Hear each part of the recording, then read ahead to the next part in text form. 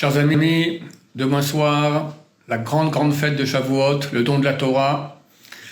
Je vous souhaite d'abord à tous une très bonne fête, et comme on dit, une bonne Kabbalah de la Torah, une bonne réception de la Torah, parce qu'on reçoit un très grand flux ce jour de Shavuot. Et je vous dirais qu'on a beaucoup besoin de ce grand flux de protection divine, de lumière divine, parce que la situation en Israël est extrêmement tendue. On dit qu'on est au bord d'une guerre, à Dieu ne plaise, donc il faut beaucoup de mérite. Alors, la coutume, elle provient du Zohar HaKadosh, les paroles de Rabbi Shimon Bar Yochai, qui, lui, toute la nuit de Shavuot, restait éveillé et étudiait. Il explique là-bas qu'en fait, il y a Dieu et il y a sa Shrina. Sa Shrina, c'est la présence divine de Dieu sur terre. Et elle est en exil, elle est avec nous en exil, elle est avec le peuple d'Israël. Et maintenant, le jour de Shavuot, il y a comme un mariage, parce que lors du don de la Torah, Dieu s'est marié avec le peuple d'Israël, il a pris en tant que femme. C'est vraiment un acte de mariage. Et cet acte de mariage a lieu chaque année. La Shrina va se marier. La Shrina, on appelle aussi Knesset Israël, on l'appelle aussi la Knesset, la collectivité d'Israël. Se marie avec Dieu de nouveau en cette grande journée de Shavuot. Et comme une mariée, il faut la préparer pour le mariage. Elle met une belle robe de mariage, elle met des beaux bijoux. Et tous ces beaux bijoux qu'elle va mettre, c'est Bnei Israël qui vont lui mettre ces bijoux. Comment? Par l'étude de Torah. C'est écrit dans le Talmud qu'une Kala, une mariée, elle a 24 bijoux et il y a 24 livres de la Bible. Donc on va étudier ces livres-là, début et fin, puis après on va étudier les Midrashim, les 613 mitzvot et le Zohar. Et toute cette étude de Torah, elle bijoute la Shrina.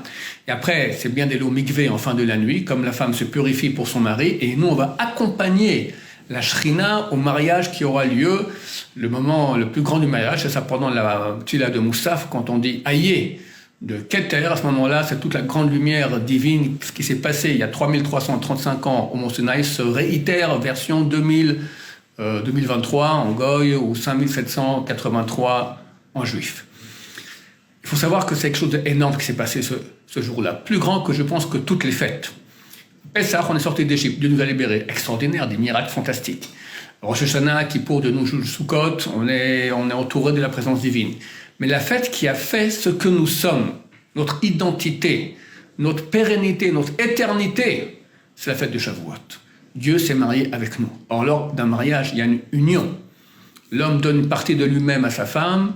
C'est marqué que lorsque l'homme met la bague à sa femme sous la choupa, alors il y a une partie de son âme qui le quitte et entoure la femme. Et après, lors de la relation aussi, il y a une partie de son âme qui le quitte et qui rentre dans la femme. On parle au niveau spirituel. Donc ça aussi, ça a lieu. Donc Dieu nous a donné une partie de lui en nous. D'ailleurs, le premier mot des 10 commandements, c'est Anochi. Anochi, Hashem Elokecha, je suis l'éternel ton Dieu. Pourquoi Dieu n'a-t-il pas dit Ani? Il a dit Anochi. Le Talmud entre les Shabbats dit Anochi, ce sont les initiales de 4 mots. Anna, moi, Nafshi, mon âme, Ketavit, j'ai écrite, Yahavit, j'ai donné. Dieu a donné, il a écrit son âme et il a donné au peuple d'Israël. C'est la Torah, c'est l'âme de Dieu. Vous comprenez ce que ça veut dire? On a reçu l'âme de Dieu et on devient donc divin. Quand quelqu'un étudie la Torah, il fait un avec Dieu, on est uni avec Dieu. Et du fait que Dieu est éternel, on devient éternel. Aux grandes dames de toutes les nations qui sont jalouses, qui nous font du mal depuis 3500, depuis que le mont Sinaï s'appelait Chorev. La Gemara dit pourquoi est-ce qu'on l'appelle Sinaï? Parce que dès ce jour-là, la Sina signifie la haine en hébreu, est descendue dans le monde. Tous, ils disent pourquoi lui et pas moi? Pourquoi lui et pas moi? Tu veux, viens, tu peux te convertir. D'abord, Dieu vous a posé la question à tous, vous ne vouliez pas. Maintenant, chaque non-juif qui veut se convertir, il peut se convertir. C'est pas compliqué, c'est un peu compliqué, mais c'est possible, quoi. Tu deviens un juif. Et les plus grands du peuple juif étaient soit des convertis, soit des descendants de convertis. On a Rabbi Akiva, Rabbi Meir, Hillel, Shmaya, Avtalion, le Mashiach, descendant de Ruth à Moabite, qui était une très grande convertie. Donc il y a la haine qui est venue dans le monde. Pourquoi? Parce qu'on a eu droit à Dieu. On a eu droit à l'éternité. Il faut savoir quel cadeau on reçoit. La Gemara dans le traité de Betsa dit que lorsque Dieu a donné le Shabbat au peuple d'Israël, il lui a dit à Moshe, va leur dire aux Bnei Israël qu'il y a un cadeau dans mes trésors que je veux leur donner. Pourquoi dire cela? Et il s'appelle Shabbat. Pourquoi il faut dire ça? Donne le cadeau, terminé. On donne l'exemple suivant. On dit ici maintenant, il y avait un type qui était chez lui, un rabbin, il étudiait la Torah, et sa femme est partie faire des courses.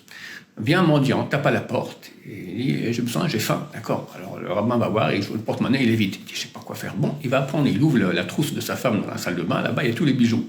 Il voit une belle bague, il dit, tiens, prends, voilà, c'est pour toi. Le pauvre, il n'en croit pas ses yeux, il voit une bague, c'est une belle pierre extraordinaire, il part.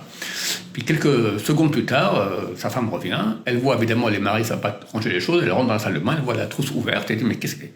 Ma bague de fiançailles, qu'est-ce que t'as fait avec ? Oh, c'est la bague de fiançailles. Ah ben, je l'ai donnée à un pauvre, mais t'es fou, t'es complètement fou. T'as raison. Il s'habille, il court derrière le pauvre va dans la route, il entend les pas derrière, voilà, c'est le rabbin, certainement, sa femme est revenue, elle a vu la bague de fiançailles, elle doit la rendre. Bon, prenez-la, je vous la rends. Non, garde-la. Mais sache, c'est pas quelques petits sous que je t'ai donné maintenant, je t'ai donné la bague de fiançailles entre moi et ma femme. De là, prend la Gemara, quand on fait un cadeau à quelqu'un important, il faut lui dire de quoi il s'agit. Donc comprenez, chers amis, qu'est-ce qu'on a reçu ? On a reçu notre identité, un peuple divin. Le mot juif, Yehudi. Yehudi, si on prend les lettres, 3 premières lettres, ce sont les 3 premières lettres du nom de Dieu. Le Daled et le Yud, si on prend le Yud, on le met dans le Daled, ça fait la lettre He. Ça fait le nom de Dieu, Yud, et puis, qu'on n'a pas le droit de prononcer, Yud, et puis He, et puis Vav, et puis He. On est la manifestation de Dieu sur terre. On est sa femme. Extraordinaire. Alors on doit se comporter en tant que sa femme, pratiquer la Torah, l'étudier. Il faut savoir quel cadeau on a reçu. Parce que sinon, alors c'est une fête, c'est sympa, c'est bien de la fête de manger de la viande, boire du vin, on va se réveiller la nuit, on discute un peu, on dort, ok, mais t'es passé à côté. Il faut savoir quel cadeau on a reçu, remercier Dieu, avoir à Karatatov la reconnaissance du bien pour ce grand cadeau qu'on a reçu, qu'on est le peuple de Dieu. Alors c'est vrai que durant 3500 ans, on a souffert à cause de cela, mais il faut savoir que la souffrance, elle est dans le monde du fini.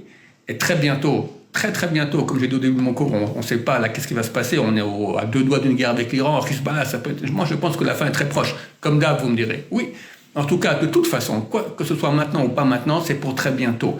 Il y aura un dévoilement de la vérité extraordinaire, et là on verra, c'est marqué qu'à ce moment-là, notre bouche va se remplir de rire quand on comprendra le sens de toutes les souffrances du peuple d'Israël durant l'histoire. Remplir de rire, tellement on verra la bonté de Dieu énorme qu'il y a eu.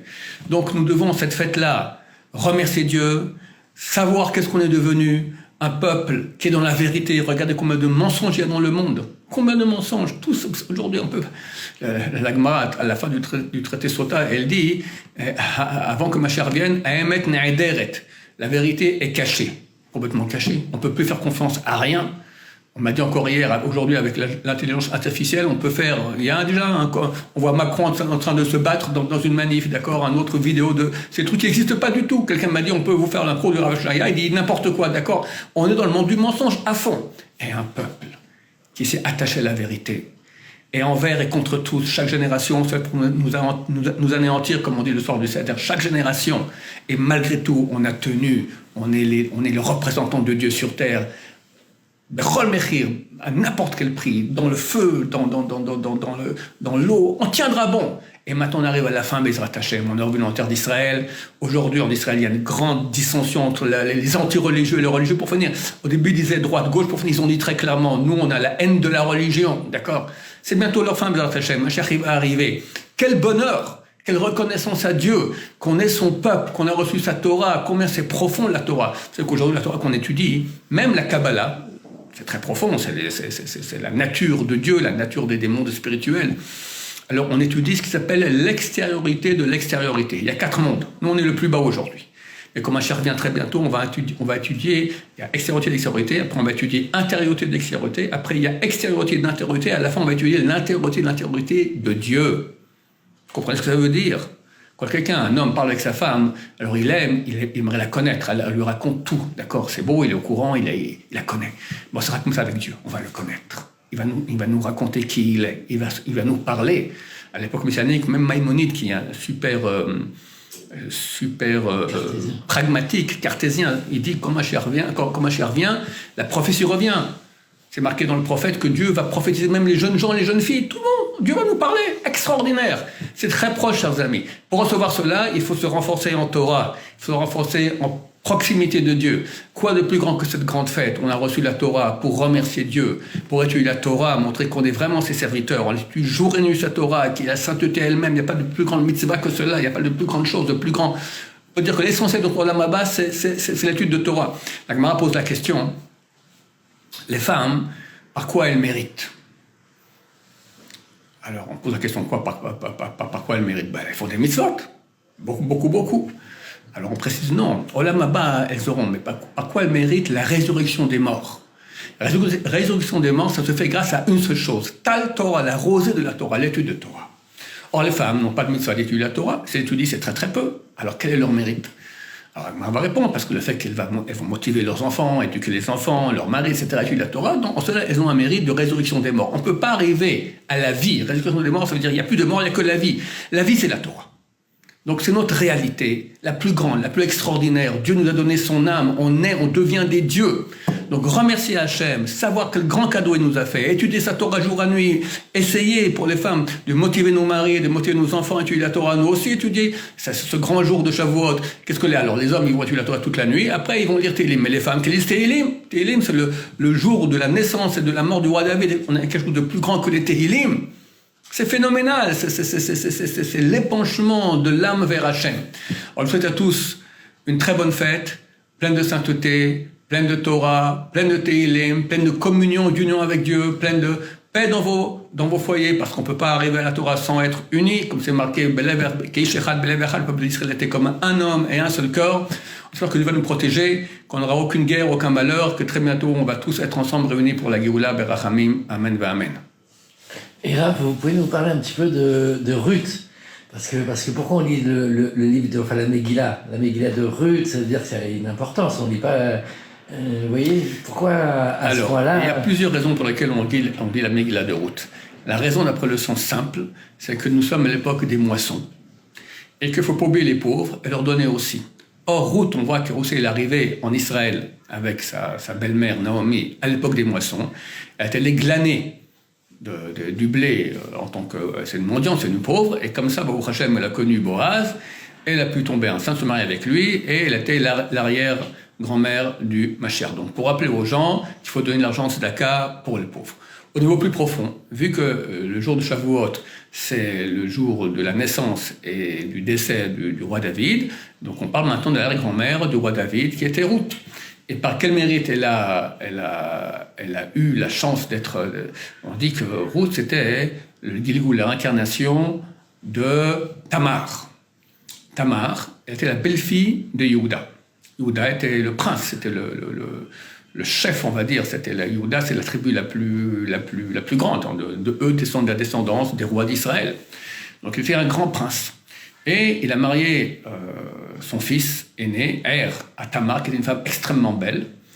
Et Er péchait avec elle de façon non permise, Dieu l'a tuée. Après, elle s'est mariée avec le deuxième fils, Onan. Il a continué aussi à pécher. Il est mort aussi.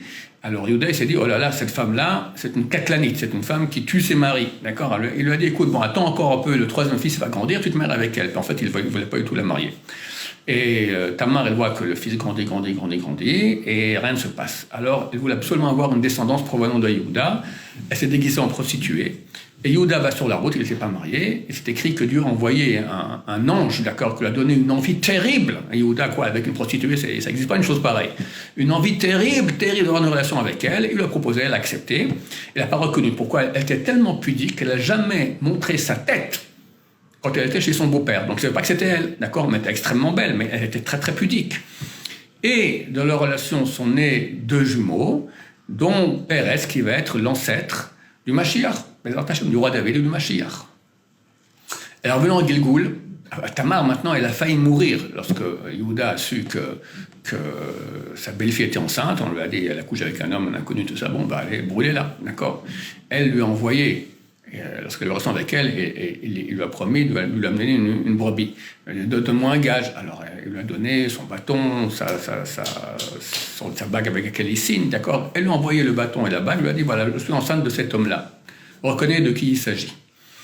Elle s'est dit, si jamais il ne veut pas reconnaître, parce que c'est l'archouma, ça fait très honte, alors j'accepterai de me faire brûler. D'ailleurs, de là, on a appris les saints d'Israël qu'il est plus agréable de faire brûler plutôt que de faire honte à son prochain. Yehuda était très courageux, il a reconnu que c'était lui qui était l'homme qui l'a mis enceinte, et grâce à cela, il a reçu des bénédictions extraordinaires. Et Tamar, grâce au fait qu'elle a fait un acte de bravoure extraordinaire d'être prêt à se jeter au feu, plutôt que de dévoiler, maintenant de faire honte à Yehuda en public, alors elle a eu la descendance de Mashiach. Et on dit qu'elle est revenue en Gilgoul, en réincarnation, dans Ruth.